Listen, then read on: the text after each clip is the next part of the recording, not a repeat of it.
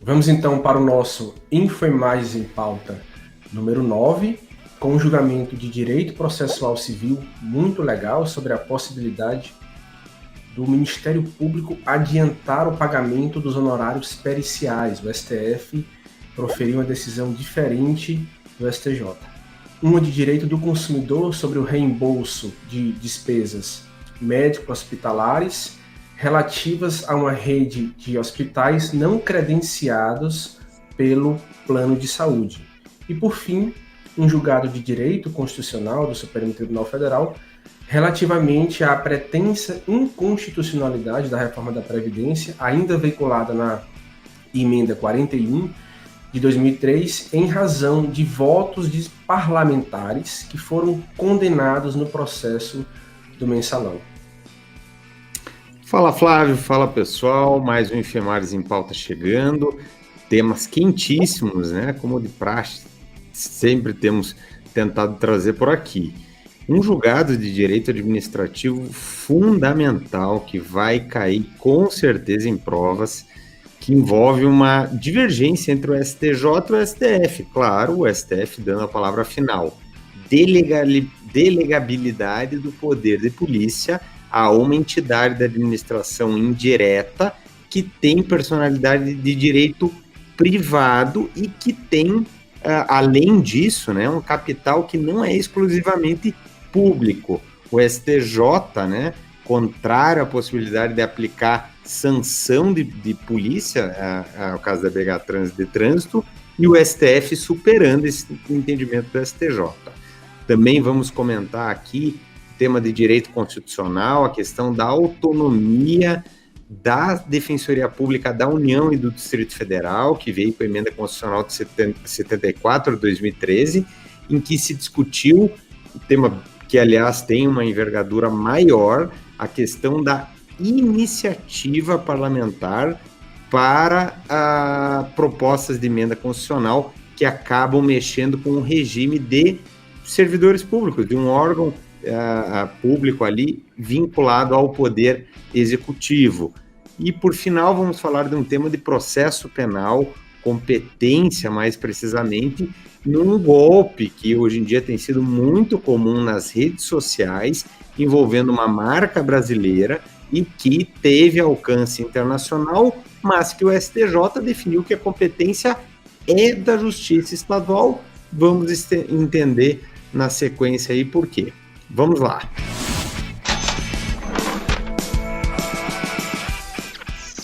Pessoal, então vamos lá. Há um entendimento clássico do STJ, emitido na vigência do CPC anterior, de 73, mas repetido já na vigência do CPC de 2015, que interpreta o artigo 18 da Lei da Ação Civil Pública, a Lei 7.347 de 85, no sentido de que não há, nessa ação civil pública, adiantamento dos honorários periciais. Então, quando o Ministério Público, e o Ministério Público ajuiza muitas ações civis públicas, então lá no polo ativo requer a feitura de uma perícia para resolver os fatos relativos a um caso concreto, a lei da ação civil pública simplesmente diz que o órgão ministerial, o Ministério Público, não precisa, não tem o dever de adiantar os honorários do perito. Um dispositivo bastante rígido para o perito, que, segundo esse entendimento, portanto, deveria trabalhar até esse momento, então, de graça. Observando esse detalhe, o STJ atenua a rigidez da regra para dizer que, tudo bem, o Ministério Público não vai promover esse adiantamento dos honorários periciais, mas o perito precisa receber algum valor já para fazer a perícia. Existe um custo ali que é inerente à própria realização daquele ato.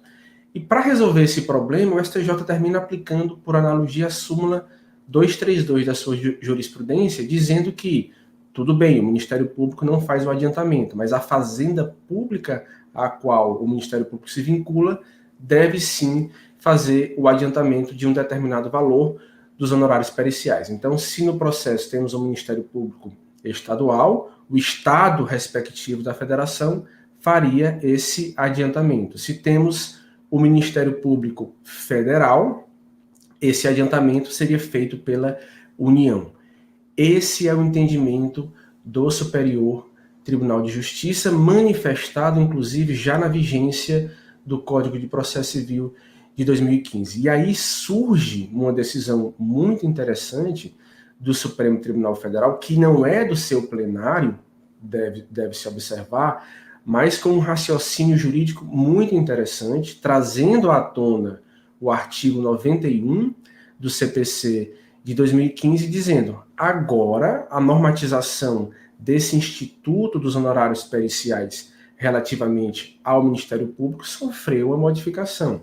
É verdade que o caput do artigo 91 repete basicamente o que está ali, o que estava no CPC de 73 e o que está nesse artigo 18 da Lei da Ação Civil Pública, mas os parágrafos desse artigo 91 do CPC de 2015 vão além e dizem que o Ministério Público pode sim formar um orçamento especificamente para custear essas perícias. E diante dessa norma, o Supremo Tribunal Federal define: a partir de agora, portanto, o Ministério Público tem condições e deve se organizar para proceder a esse adiantamento dos honorários periciais, ficando afastada a regra do artigo 18. O ministro Ricardo Lewandowski pontuou expressamente que essa regra não enfraquece as ações coletivas. A ação civil pública é uma espécie de ação coletiva. Na verdade, termina fortalecendo o sistema de proteção processual de direitos coletivos, exatamente porque vai fazer com que o Ministério Público haja com seriedade, com prudência e peça perícias realmente naqueles casos em que a prova deve ser realizada e ele vai se organizar financeiramente para assim proceder. O que nós temos então, a bem da verdade, e o Supremo enfrentou isso expressamente, é um conflito de normas, é um conflito, vamos dizer, um conflito aparente de normas, porque nós temos, de um lado, o artigo 18 da Lei da Ação Civil Pública, Lei 7.347/85, dizendo que não vai haver adiantamento de honorários periciais em sede de ação civil pública. E nós temos, de outro lado, o artigo 91 e parágrafos do CPC de 2015, falando que é possível sim que haja um orçamento do próprio órgão ministerial voltado a essa finalidade de pagamento de perícias. O que é que o STJ então afirma? Para a gente resumir e fechar esse raciocínio. O STJ aplica aquela solução clássica de que a norma especial, no caso o artigo 18 da Lei da Ação Civil Pública, deve prevalecer sobre a norma geral, no caso o Código de Processo Civil, e continua dizendo, portanto, que o Ministério Público não adianta honorários periciais.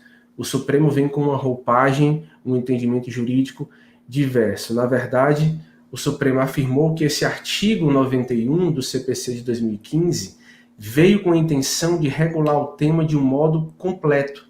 Portanto, não há que se falar em norma especial que afasta a aplicação da norma geral. Não.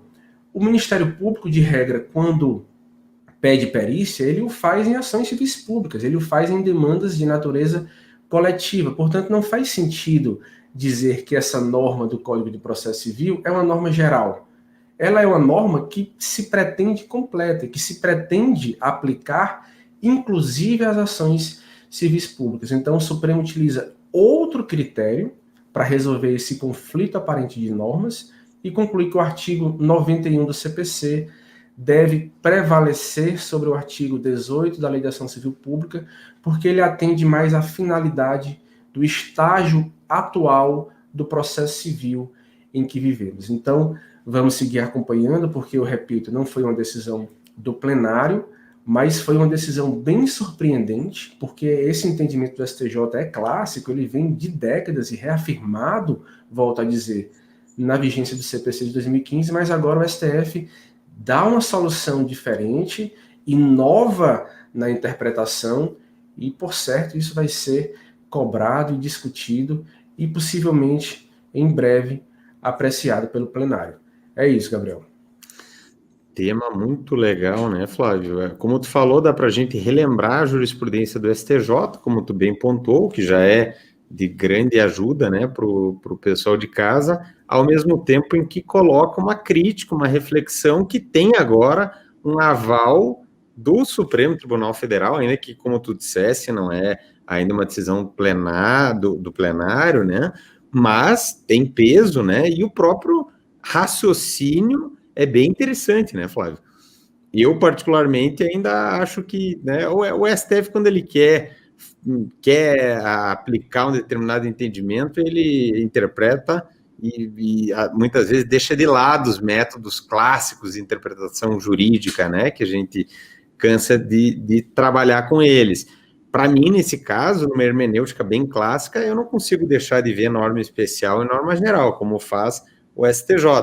Mas o STF, né, vai dar a palavra final aí na questão, então temos que ficar atentos a uma possível, né, mudança desse cenário. Isso interessa, né, Ministério Público Estadual, Ministério Público Federal, o próprio Ministério Público do Trabalho também nas ACPs da Justiça do Trabalho, enfim, tema extremamente relevante.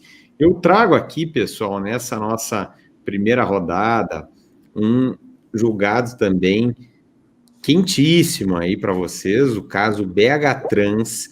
É um caso, pessoal, que nós acompanhamos ele de muito tempo, né, Flávio? Tu lembra nós em simulados de prova oral, que mais uma vez questionei alunos sobre o caso BH Trans, porque é um caso realmente paradigmático e que o STJ deu uma solução e o STF superou agora, em repercussão geral, o entendimento do STJ. O tema, pessoal, é da delegação do poder de polícia. Na doutrina, nós sabemos que há grandes celeumas aí, né, e vários posicionamentos, desde o entendimento mais clássico da indelegabilidade do poder de polícia, até entendimentos que vão variando, na linha de que, primeiramente, uma linha doutrinária dizer que os atos materiais seriam possíveis de delegação, para a gente colocar no exemplo aí dos pardais, né,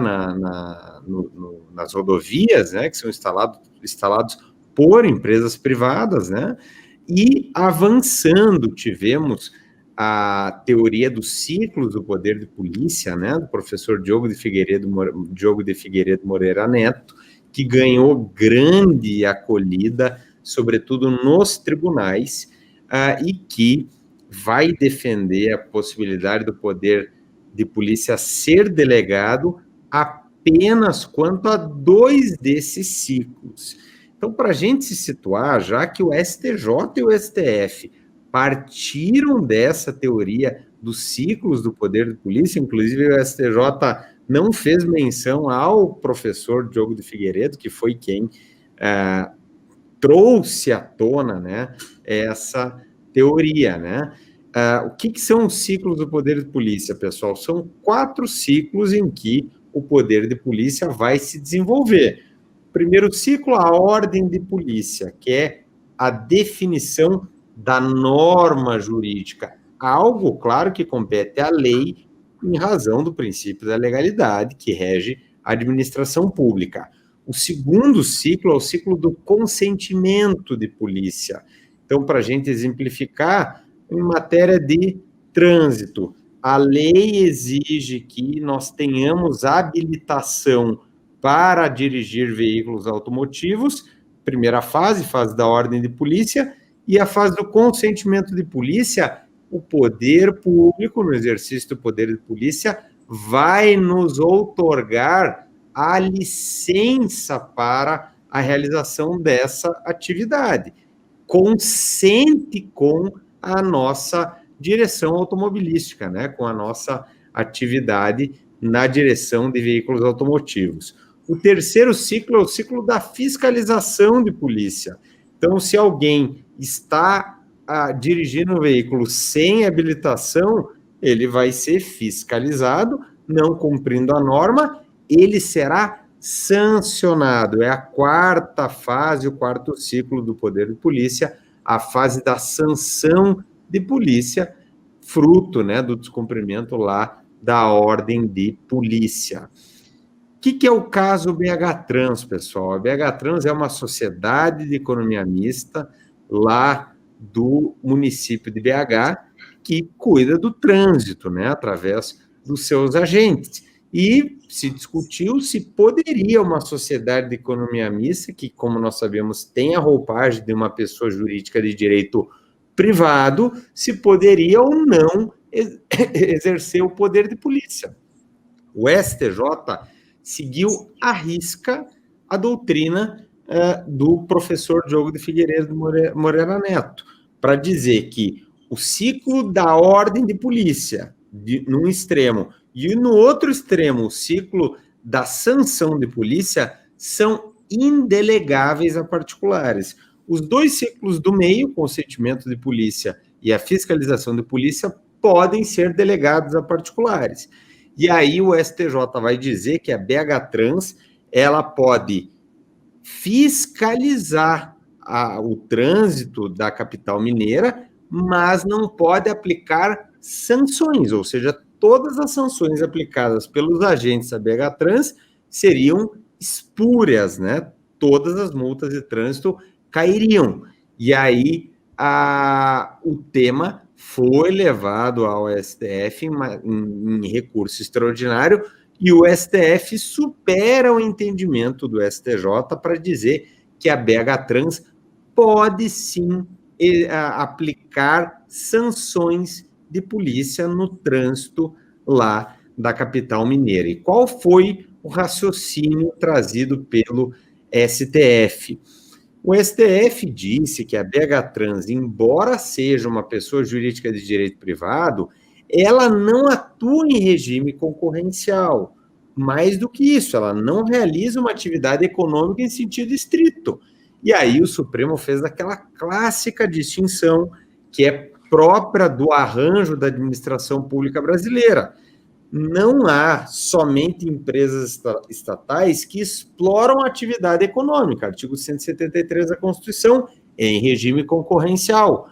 Nós concebemos também empresas estatais, empresas públicas, sociedades de economia mista, que, ao invés de explorar a atividade econômica em regime concorrencial, exploram, na verdade, um serviço público em regime não concorrencial, porque é próprio, né, do serviço público essa retirada, né, do domínio da atividade econômica em sentido estrito e a necessidade de uma outorga pelo poder público num serviço público próprio, né, propriamente dito.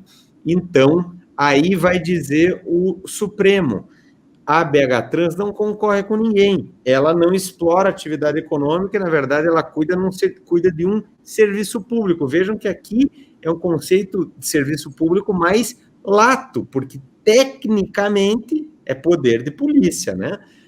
Mas nós estudamos isso no direito administrativo, os vários conceitos de serviço público. Há um conceito mais largo e um conceito mais estrito. Aqui, o Supremo falou num conceito mais lato, e não aquele sentido mais estrito que coloca o serviço público como uma comodidade fruível individualmente pelo cidadão, né, uma utilidade, não o exercício de um ato típico de império estatal, né, de ius imperi, que é próprio da polícia administrativa ou poder de polícia, né? Então, o Supremo supera o entendimento para dizer: é possível a delegação por lei, porque a lei vai ter que sempre autorizar a criação de uma entidade da administração pública indireta, ou vai criá-la por lei, se for de direito público, ou vai autorizar a sua criação, se for de pessoa jurídica, se for uma pessoa jurídica de direito privado.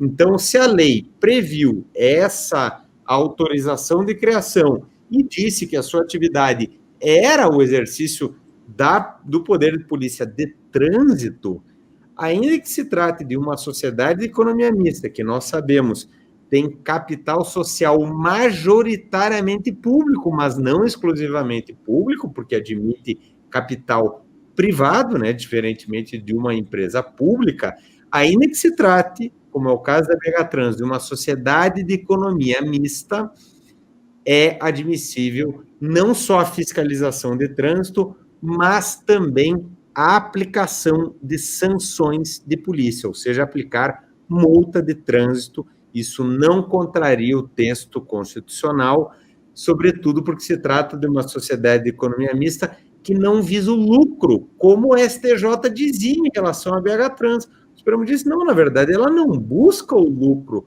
porque é uma atividade típica do poder público num regime não concorrencial. Então, é um ponto interessante a identificação de que o Supremo traz essa teoria do ciclo do poder de polícia, mas não segue o escolho doutrinário. O Supremo vai dizer que só é indelegável, em qualquer hipótese, o primeiro ciclo, a ordem de polícia, porque isso envolve a criação de normas jurídicas que depende de lei, princípio da legalidade. Mas o Supremo não vai dizer, como a doutrina e como o STJ, que o ciclo da sanção de polícia também seria indelegável. É delegável. O único ciclo, portanto, que, segundo disse o Supremo, é, em qualquer hipótese, indelegável, é o ciclo da ordem de polícia. Então, fiquemos atentos, tema quentíssimo para cobrança aí nas próximas provas. Muito interessante, um tema que já vem sendo debatido há algum tempo e agora o Supremo dá esse desfecho.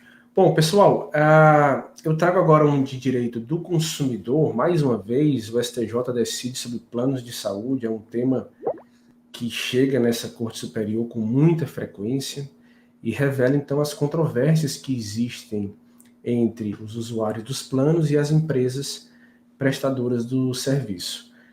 Esse precedente é da segunda sessão. Em embargos de divergência, eu sempre coloco aqui que recurso repetitivo e embargos de divergência devem ser conhecidos porque eles se revelam mais importantes que os demais recursos. E nesse caso nós temos uma controvérsia sobre o alcance do artigo 12, inciso 6º, da Lei 9.656 de 98, que é a lei que regulamenta os planos de saúde no Brasil. Nós sabemos que quando se contrata um plano de saúde, há uma rede de profissionais, médicos e hospitais credenciados por aquele plano de saúde para prestar o serviço. Então você contrata, por exemplo, a Unimed, vão ter lá os profissionais credenciados pela Unimed para fazer atendimentos e clínicas que fazem exames, etc. Os profissionais que não estão credenciados por aquele plano de saúde contratado não podem prestar o serviço para aquele usuário, porque o contrato simplesmente não os abrange. Mas esse dispositivo do artigo 12, inciso 6º da Lei dos Planos de Saúde traz uma exceção. É possível, sim, estabelecer o reembolso dessas despesas médicas realizadas junto a profissionais que não estão credenciados pelo plano de saúde contratado, e aí literalmente o dispositivo vai falar nas hipóteses de urgência, emergência, quando não seja possível adquirir o serviço próprio, ou seja, quando não há o serviço oferecido pelos profissionais credenciados por um dado plano de saúde X. É isso que estabelece o dispositivo. Então, nesse caso, urgência, emergência e ausência de prestação de serviço próprio nos agentes credenciados, o usuário, o consumidor, realiza a despesa junto a algum profissional fora desses credenciados e pede o reembolso para o seu plano de saúde. A controvérsia que se estabeleceu no STJ é que a terceira turma dava uma interpretação extensiva a esse dispositivo, dizendo que o artigo 12, inciso 6º, trata de um piso. Essa hipótese de emergência e urgência é um piso. No caso concreto, o magistrado pode encontrar outras hipóteses de reembolso das despesas de saúde. A quarta turma tinha um entendimento mais restritivo, a interpretação literal mesmo. Olha, o contrato, em princípio, abrange apenas os profissionais credenciados pelo plano de saúde. O reembolso, portanto, vai ficar restrito à hipótese prevista no artigo 12, inciso 6º, que é emergência e urgência. E aí, diante dessa divergência, vem os embargos de divergência julgados pela segunda sessão do STJ, que reúne a terceira e a quarta turmas, que diz que deve prevalecer a posição mais restritiva, a posição da quarta turma do STJ, dando praticamente uma interpretação mesmo literal a esse artigo 12, inciso 6º, que nas hipóteses de urgência e emergência, quando, portanto, o usuário não pôde usar a rede credenciada e, em razão dessa urgência e emergência, teve que usar algum profissional ou empresa, hospital, etc., fora da rede credenciada, ele vai poder, sim, pedir o reembolso. O que é interessante, no caso concreto, o STJ não reaprecia fatos. O STJ pega os fatos, tal como eles foram soberanamente delineados nas instâncias ordinárias. E aí o acórdão do STJ afirma que as instâncias ordinárias afirmaram expressamente que não havia urgência nem emergência no caso concreto. E que o serviço, a rede credenciada, tinha aptidão para prestar aquele serviço que terminou por ser contratado pelo consumidor no hospital fora da rede credenciada. Embora com uma qualidade inferior o da rede credenciada, o fato é que na rede credenciada aquele serviço era sim especificamente prestado. Afora a ausência de urgência e emergência. E aí a Corte conclui que nesse caso não é possível se estabelecer o reembolso. O usuário, o consumidor, usou o serviço de um profissional não credenciado por livre e espontânea vontade e não tem direito a reembolso nesse caso concreto. O STJ avança para dizer que esse entendimento não ofende o princípio da proteção da confiança aplicável às relações privadas, tampouco ofende a boa-fé objetiva. A Corte leva em conta também o equilíbrio financeiro do contrato, porque se for alargar muito o alcance desse inciso 6º do artigo 12, vai se terminar gerando despesas não previsíveis no plano de saúde, e isso termina muitas vezes encarecendo. É um detalhe da jurisprudência que alguns não percebem, mas quando se alarga um dado direito, o plano de saúde vai tentar recuperar aquela despesa, provavelmente subindo prestações. Então, o STJ, observando esse detalhe da dinâmica econômica dos contratos, não dá uma interpretação extensiva ao artigo 12, inciso 6º, é interpretação literal mesmo. Então, o que prevalece hoje é isso: reembolso pela utilização de profissionais não credenciados pelo plano de saúde contratado, só em hipótese de urgência e emergência, e conforme se pode deduzir dos próprios termos da notícia produzida pelo STJ, quando aquele serviço não for adequadamente prestado pelo plano, pelos profissionais credenciados no plano de saúde contratado. É isso, Gabriel.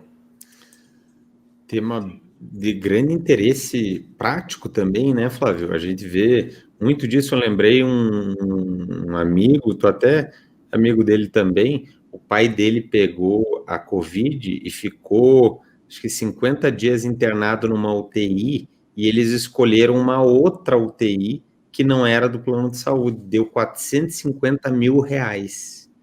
E eles depois iam discutir isso com o plano de saúde, né? Agora, com esse precedente, fica difícil, né, cara? Porque não é... Muita gente tentava o que tu disse, né?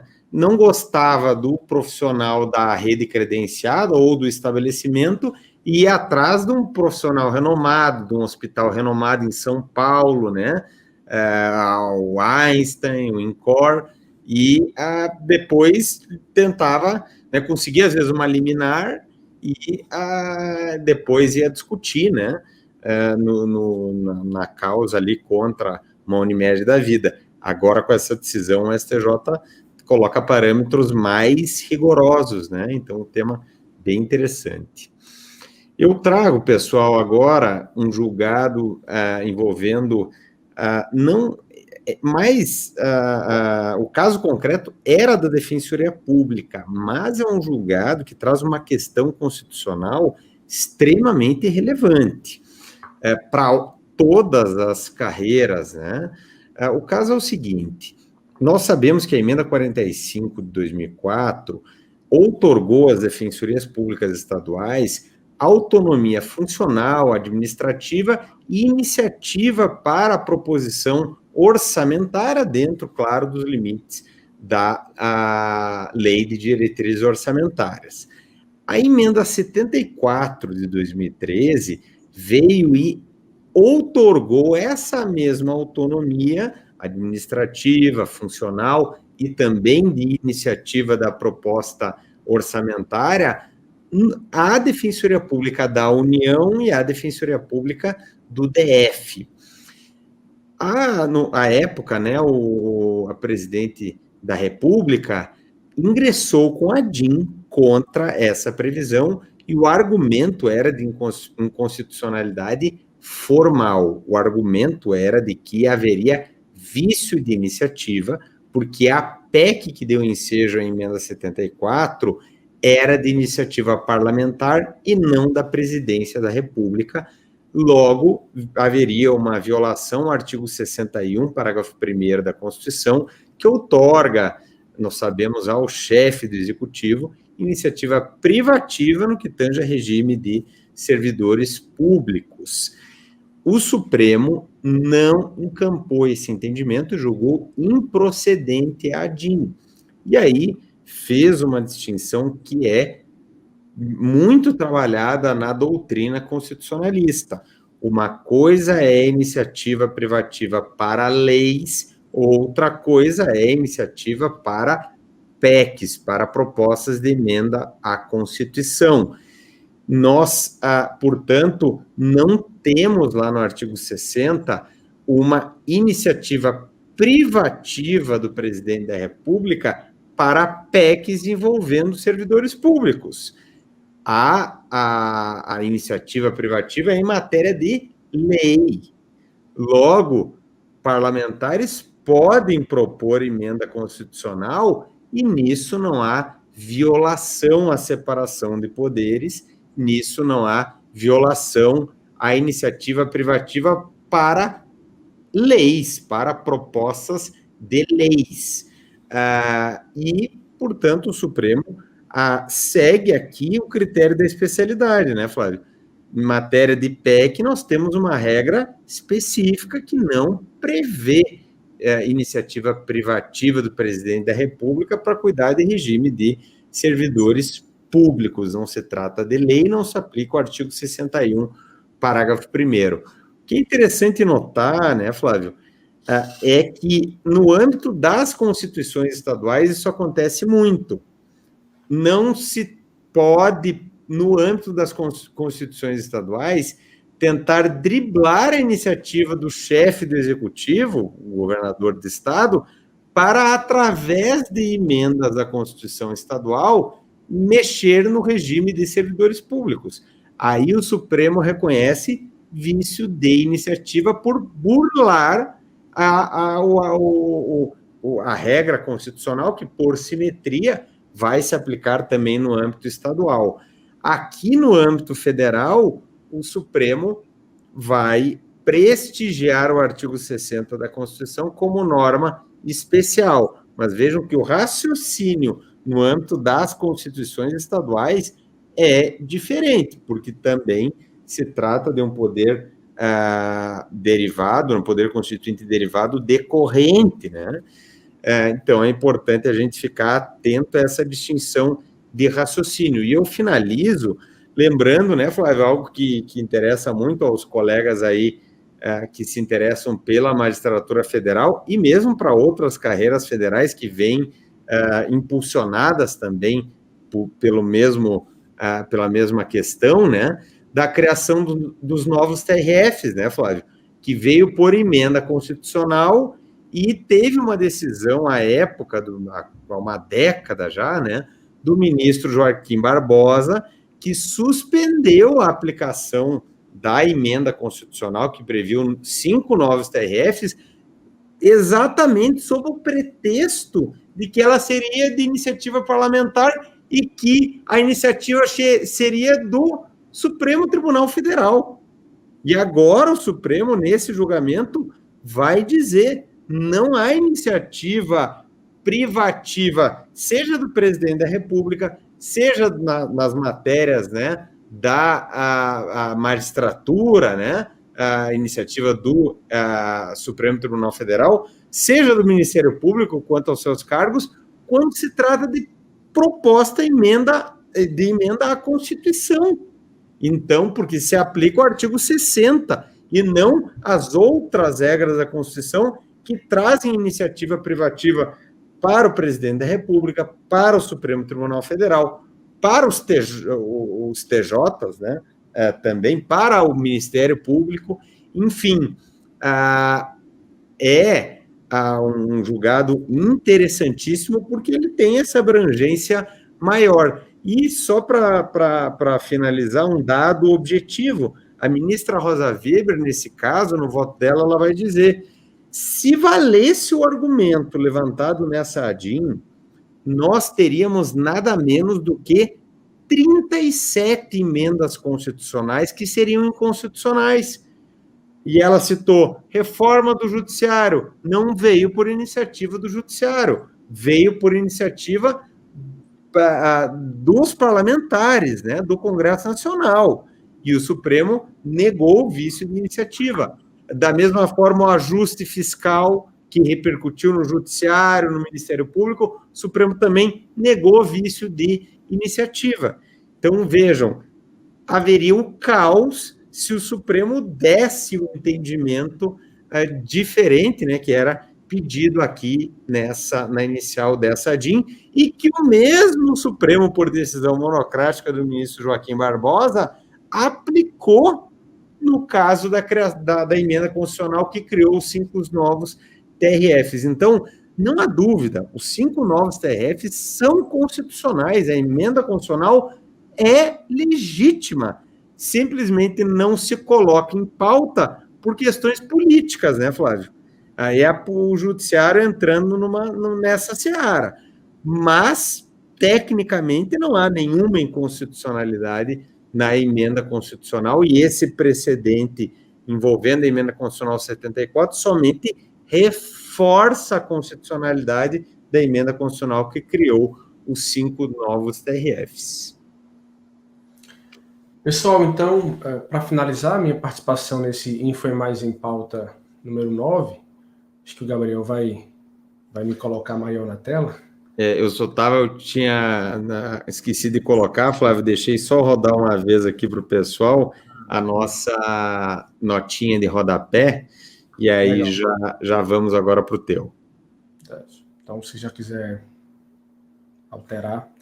Pessoal, é bem legal, eu até cheguei a julgar um caso desse que eu vou comentar agora, quando eu jurisdicionei em Brasília, a capital federal, relativo à arguição da inconstitucionalidade da emenda 41 de 2003, que veiculou a reforma da Previdência anterior, né? Depois nós já tivemos outras reformas da Previdência, mas aquela lá de 2003, início dos anos 2000, sob o argumento de que parlamentares que votaram pela aprovação da emenda constitucional depois vieram a ser condenados naquela famosa ação penal 407, que é a ação penal do mensalão. E aí a arguição era de inconstitucionalidade formal por vício de vontade no voto. Se, supostamente, os parlamentares votaram porque receberam dinheiro, o voto está viciado e o resultado dessa votação é, portanto, inconstitucional, a emenda constitucional deveria ser assim reconhecida, uma espécie de inconstitucionalidade formal. O Supremo até afirma que é, sim, em tese, viável reconhecer uma inconstitucionalidade formal na votação por conta do vício no voto proferido, um voto viciado do parlamentar, mas no caso concreto, é bem interessante o argumento da Suprema Corte, que levantou uma questão puramente matemática. O que é que o STF disse? Olha, foram 7 parlamentares identificados que na ação penal, condenados na ação penal 407, que receberam valores indevidos e participaram dessa votação da emenda 41 de 2003. Se nós retirarmos, de acordo com o STF, esses 7 votos desses parlamentares, a emenda constitucional ainda assim teria sido aprovada dentro do quórum constitucional. Portanto, não há motivo para se declarar a inconstitucionalidade da emenda, ainda que esses 7 votos sejam ilegítimos. Então, o argumento puramente matemático. Vejam, então, que o STF não excluiu a hipótese de haver, no futuro, a demonstração, não relativamente a esse caso, mas uma outra votação, uma quantidade tal de votos viciados que sirva a afastar matematicamente a legitimidade da votação pelo não respeito ao quórum da emenda constitucional.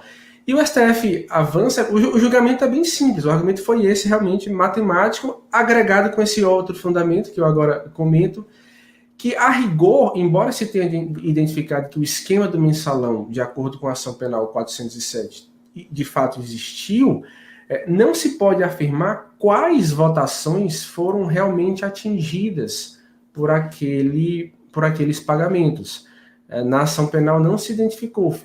Na verdade, foi uma coisa mais abstrata. Olha, houve sim repasse de dinheiro para parlamentares, mas não dá para afirmar qual votação de fato se tornou ilegítima, se eles se pronunciaram da forma como se pronunciaram porque receberam dinheiro na votação A, B ou C. Então, diante dessa precisão de informação, não dá para reconhecer, também por esse motivo, a inconstitucionalidade da emenda constitucional número 41 de 2003. Então, é meio pitoresco o julgamento, mas fica aí a informação, porque pode vir sim a ser objeto de um debate e, evidentemente, todos vocês que acompanham o Info e Mais em Pauta vão saber utilizar os argumentos devidos. É isso, Gabriel. Flávio, só tu ali falou o número 407 a 470, tu só trocou o 7. Exatamente. Desculpe, 470. É a ação penal mais famosa que já passou pelo Supremo e eu errei o número, 470. Não, tranquilo. E interessante, né, Flávio? É a tese que o Supremo fixa, né? Seria possível reconhecer a inconstitucionalidade por conta de um processo legislativo viciado em função de um esquema criminoso, né? Então, esse eu acho que é o ponto extremamente importante do precedente, né, Flávio? Tu bem colheu aí para trazer o pessoal de casa. Finalizo, pessoal, com um tema de direito processual penal, bem legal também, um julgamento da terceira sessão do STJ, e que a gente tem que ficar atentos aí, pessoal, porque é matéria seguramente aí de cobrança em prova.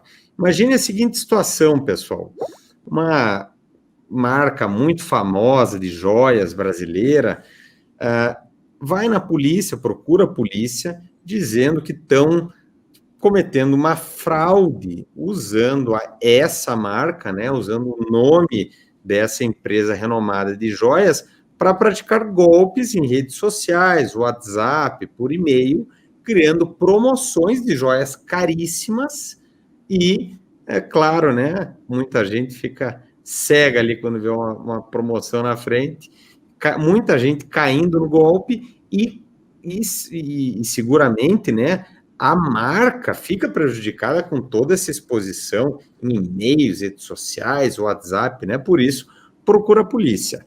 É feita uma investigação e se identifica que as pessoas que estão praticando golpe estão fora do Brasil. E aí se discute se a competência vai ser da Justiça Estadual ou da Justiça Federal. Vai, primeiramente, para a Justiça Estadual, o juiz lá de Santana da Parnaíba, de São Paulo. Conhece, Flávio? Eu não conhecia, às vezes algum colega aí de casa seja da cidade, não conhecia, interior de São Paulo. O juiz vai dizer que a competência não é da Justiça Estadual por conta da internacionalidade da conduta, remete para o juiz federal. O juiz federal, por sua vez, entende que não estão preenchidos os requisitos do artigo 109, inciso 5º, e que não há interesse direto da União a justificar o 109, inciso 4, logo suscita o conflito negativo de competência que nós sabemos entre juízes vinculados a tribunais diversos, juiz estadual lá de Santana da Parnaíba, vinculado ao TJ de São Paulo, juiz federal vinculado ao TRF da Terceira Região, competência para dissolver o conflito vai ser do STJ. E aí a terceira sessão define que a competência, no caso, é da Justiça Estadual. que é importante, pessoal? Nós temos que saber o raciocínio que tem sido feito pela jurisprudência, tanto do STJ quanto do STF, para a definição da competência da Justiça Federal ou estadual em casos envolvendo a internet. O 109, inciso 5º, pessoal, a Síria aqui se manifestou quando eu falei aqui. O 109, inciso 5º da Constituição, ele traz para a competência da Justiça Federal o julgamento de crimes previstos em tratados ou convenções internacionais quando há uma internacionalidade da conduta, ou seja, quando a execução se inicia no Brasil, mas o resultado ocorra ou devesse ocorrer numa tentativa no estrangeiro, ou reciprocamente, ou seja, vice-versa. A execução iniciou no estrangeiro, mas o resultado ocorreu ou deveria ocorrer no território brasileiro. Isso é o que diz a letra da Constituição, mas a jurisprudência consagrou recentemente, em julgamento pelo Supremo, em repercussão geral, requisitos para o acionamento do inciso 5º. Nós sabemos, pessoal, que os grandes, as grandes regras da Constituição em matéria de competência criminal da Justiça Federal são, em primeiro lugar, logicamente, o 109, inciso 4, crimes cometidos contra o patrimônio, renda ou serviços da União, suas autarquias ou empresas públicas federais, é a hipótese mais comum de competência criminal da Justiça Federal, e a segunda hipótese mais comum é o 109, inciso 5º. Por isso, a grande importância do tema, né? O Supremo julgou a questão da interpretação do 109, inciso 5º, no caso que envolveu o artigo 241 do ECA, crime de divulgação, publicação de material pedófilo pornográfico. E aí o Supremo veio dizer que não é qualquer caso de pornografia pela internet que vai atrair a competência da Justiça Federal. Somente os casos em que há uma publicação que permite um amplo acesso em qualquer parte do globo, ainda que não se tenha evidências concretas de que tenha havido um acesso em outro país. Basta, portanto, que seja uma divulgação de maneira aberta na internet. Quando se trata de um compartilhamento restrito por e-mail, por mensagens restritas, a competência vai ser da Justiça Estadual. Nesse julgamento, o Supremo interpreta o 109, inciso 5º, e fala em 3 requisitos. Primeiro, o crime, para acionar o 109, inciso 5º, tem que ser previsto, como tal, tem que ser tipificado tanto na lei brasileira quanto na lei do Estado estrangeiro, onde o resultado ocorrer ou deveria ocorrer. Ou então foi praticado, né, se for no caminho inverso. Segundo requisito que o Supremo vai colocar, o crime tem que estar previsto em tratado ou convenção internacional pelo qual o Brasil tenha assumido a obrigação no plano internacional para reprimir a conduta.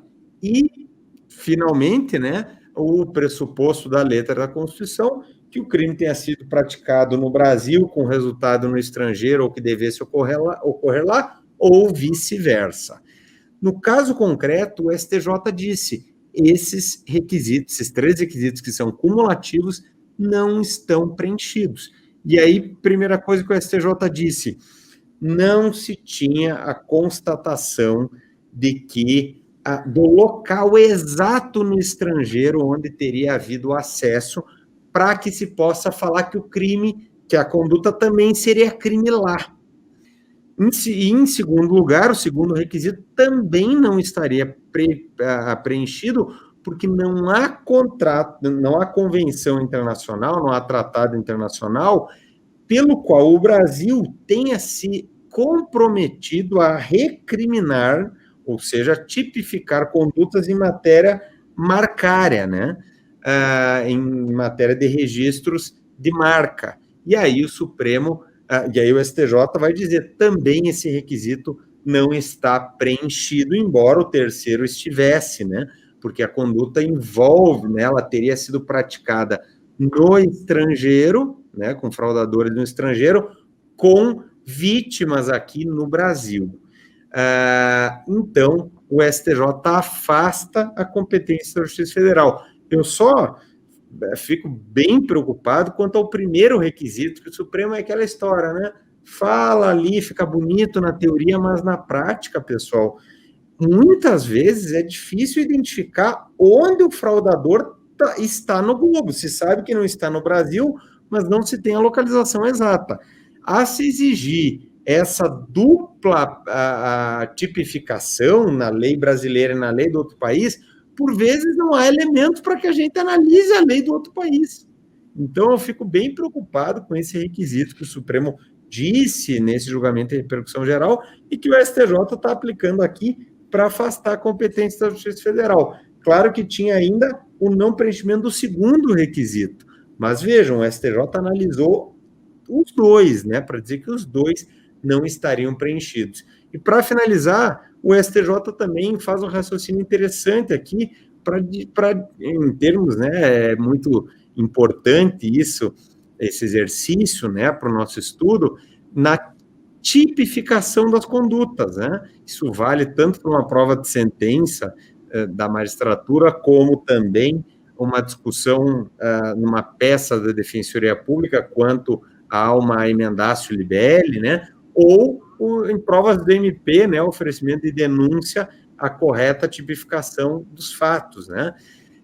E aí o STJ vai dizer, a conduta, na verdade, é de estelionato, porque eventual crime lá da lei do direito marcar, né, a lei 9279 de 1996, a lei de marcas, né, e patentes, eventual conduta criminosa lá da lei estaria absorvida pelo estelionato, porque a falsificação seria meio para o crime fim, que era o de estelionato. E aí o STJ invoca a súmula 17, que fala, né, que o falso fica absorvido pelo estelionato quando não tem mais potencialidade ofensiva, né, algo que é muito criticado pela doutrina, né, já que o crime meio tem pena mais grave do que o crime fim, sobretudo quando se trata de falsificação de documento público, né.